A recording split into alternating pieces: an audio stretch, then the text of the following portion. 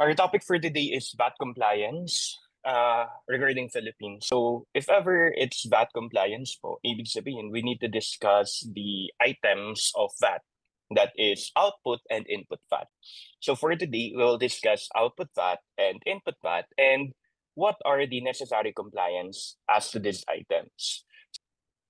So actually, for VAT compliance, you need to know these three items. So whenever we talk about your VAT payable, it is composed of two main items, output and your input VAT.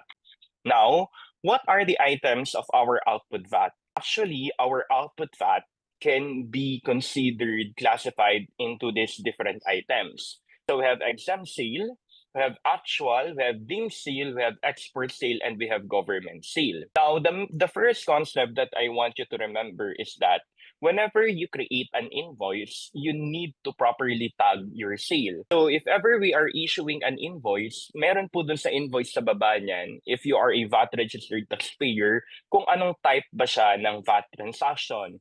So whenever we say exempt, there's no output and there's no input. But if ever it is VATable or zero-rated sale, there's an output and there's an input VAT. If ever it's an exempt sale, you can never claim an input VAT. Now, kung meron tayong 5,000 na input VAT, can we claim the whole input VAT?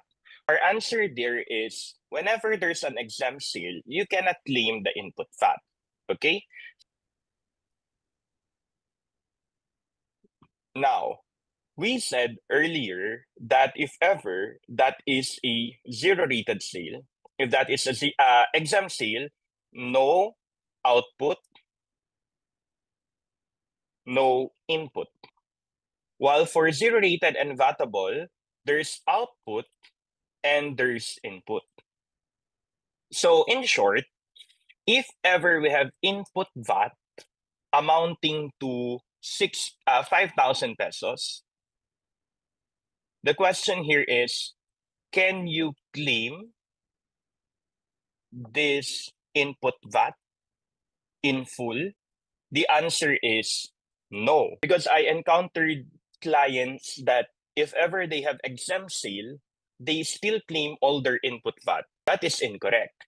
Because if ever you have exempt sale, you cannot claim all your input VAT, especially input VAT attributable to the exempt sale. So to properly comply to our VAT,